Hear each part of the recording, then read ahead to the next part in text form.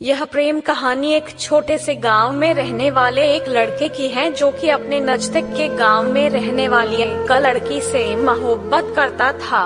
वह दोनों एक दूसरे को बहुत पसंद करते थे, पर उन्हें पता था कि उनके इस रिश्ते को उनके घर वाले कभी भी नहीं स्वीकारेंगे। लड़के का नाम अभिषेक था और लड़की नाम माधुरी। अभिषेक एक छोटे से किसान का बेटा था और माधुरी एक बड़े जमींदार की बेटी थी। दोनों की हैसियत में काफी समानताएं था, बड़ी की मात्रा, पर वो कहते हैं ना कि प्यार कभी हैसियत देख के नहीं किया जाता। अभिषेक हर रोज शाम 6 बजे माधुरी से मिलने चोरी छुपे उसके गांव जाया करता था। वहाँ वह तालाब के किनारे बैठकर अपनी शादी के सपने को सच करने की बातें करते रहते थे। चोरी छुपे मिलना उनकी मजबूरी हुआ करती थी, क्योंकि गांव में अक्सर ऐसे रिश्तों पर हमेशा सवाल खड़े उठते हैं और गांव के लोगों की हमेशा से यही चाहते हैं कि उनके बच्चों का विवाह उनकी जात बिरादरी के अंदर ही हो, ना कि उससे बाहर। और अभिषेक और माधुरी की बिरादरी भी अलग अलग थी, इसलिए उन्हें इस बात का भी डर भी सताता रहता था। यूं ही रोज रोज अभिषेक का घर से एक ही समय पर निकलना और पास के गांव में जाना उसके पिताजी को थोड़ा अजीब सा लग रहा था कि यह रोज इसी समय पर रोज क्या करने जाता है। तो एक दिन अपने शक को दूर करने के लिए उसके पिता ने उसका पीछा करने की सोची और उसके पिता ने उसके अगले दिन ही अभिषेक का पीछा किया। जब अभिषेक दूसरे गांव पहुंचा तो उसके पिता ने देखा कि वह तो तुलंग गांव के जमींदार की बेटी माधुरी से मिल रहा है और उसके साथ गले लग रहा था। यह सब देख उसके पिताजी को काफी शर्मिंदगी महसूस हुई और वह से चले गए। जैसे ही थोड़े समय बाद जब अभिषेक घर पहुंचा तो उसके पिता ने उससे पूछा कि आज तुम तुलंग गांव में क्या कर रहे थे। तो अभिषेक ने बोला, कुछ नहीं पिताजी, मैं बस अपने दोस्त से मिलने गया था। उसके मुंह से झूठ सुनते ही उसके पिता गुस्से में आकर उसको एक तमाचा लगाया और कहा कि दोस्त से मिलने गए थे या अय्याशी करने गए थे? मैंने तुम्हें आज तुलंग गांव के जमींदार की बेटी के साथ देखा था। क्या कर रहे थे तुम उसके साथ? तुम्हें जरा भी शर्म नहीं आई कि अपने माँ बाप का नाम तुम इस कदर डूबा रहे हो? ओ की मात्रा तो शुक्र मनाओ कि मैंने आज तुम्हें देख लिया। अगर गांव का कोई और व्यक्ति देख लेता तो बदनामी तो होती अलग, और उस लड़की के भाई तुम्हारे हाथ पैर तोड़ते वो अलग। अभिषेक अपनी की गई गलती पर शर्मिंदा होता है और अपने पिता से कहता है कि मुझे माफ कर दीजिए, मेरे से बहुत बड़ी गलती हो गई। मुझे आपको यह बात पहले ही बता देनी चाहिए थी कि मैं माधुरी से बहुत प्यार करता हूँ और मैं उसके बिना एक पल भी नहीं जी सकता। यह सुनते ही उसके पिता उससे कहते हैं कि बेटा देखो, ये बात तुम्हें भी पता है कि वो हमसे हैसियत में कितने बड़े हैं और वो तुम्हारे इस रिश्ते को कभी नहीं स्वीकारेंगे, इसलिए बेहतर यही होगा कि तुम्हें उसे भूल जाओ। अपने पिता की बात सुनकर अभिषेक काफी मायूस हो जाता है और पूरी तरह से टूट जाता है। काफी दिन बीत जाते हैं, अभिषेक और माधुरी एक दूसरे से नहीं मिले होते हैं। माधुरी काफी परेशान होती है कि कुछ दिनों से अभिषेक उससे मिलने क्यों नहीं आ रहा है। कुछ दिन और बीत जाने के बाद माधुरी को और टेंशन होने लगती है, इसलिए बात की जड़ तक पहुंचने के लिए वह अभिषेक के गांव की तरफ अभिषेक से मिलने के लिए निकल लेती है। जब वह रास्ते में चल हो रही है तो अचानक उसकी टक्कर एक लड़के से हो जाती है और वो लड़का कोई और नहीं अभिषेक ही होता है। वह उसको देखते ही उसके गले लग जाती है और रो रो कर उसका बुरा हाल हो जाता है और वह उससे कहती है कि तुम मुझसे इतने दिनों से मिलने क्यों नहीं आ रहे थे? पता है मैं कितना परेशान हो रही थी कि कहीं तुम्हें कुछ हो तो नहीं गया, पर शुक्र है कि तुम ठीक हो। इतने में अभिषेक माधुरी को चुप करता है और उसको अपनी सारी बात बता देता है कि उसके पिता ने उसको तुमसे मिलते देख लिया था और हमें एक दूसरे को भूल जाने को कहा है।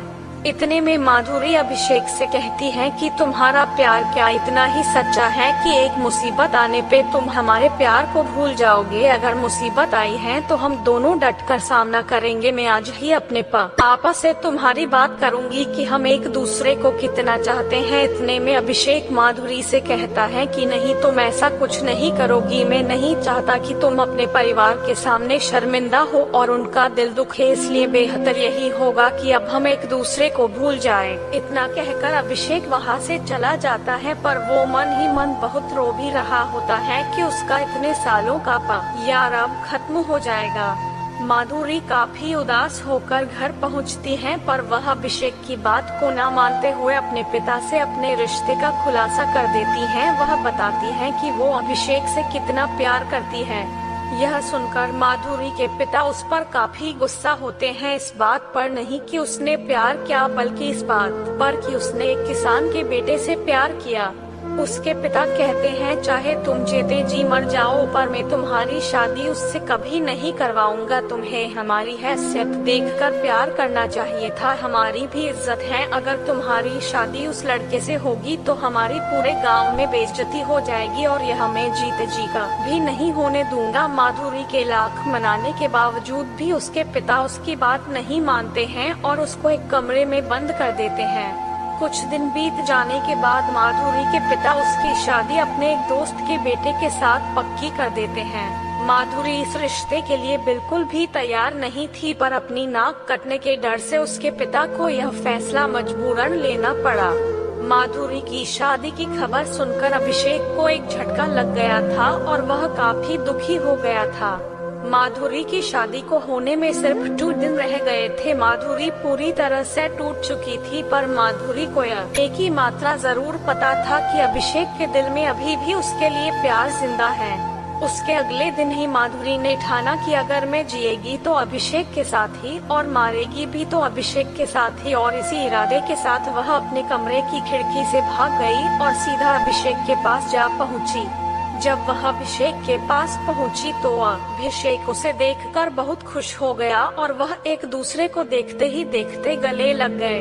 फिर माधुरी ने उसे बताया कि वो सब कुछ छोड़कर उसके पास आ गई है, चाहे कैसे भी हालत हो वो उसी के साथ जीना और मरना चाहती है। उसकी ये बातें सुनकर अभिषेक भी काफी इमोशनल हो गया और उसने भी उसको जीने से लेकर मरने तक का साथ निभाने का वचन दिया। इतने में माधुरी के घर वाले देखते हैं कि माधुरी घर पर नहीं है, वह घर से भाग गई है। इतने में उसके पिता का शक सीधे अभिषेक पर जाता है कि वो उसी के घर भागी होगी, इसलिए अपना वक्त जाया ना करते हुए उसके पिता अपने आदमियों के साथ सीधा अभिषेक के घर की तरफ निकलते हैं।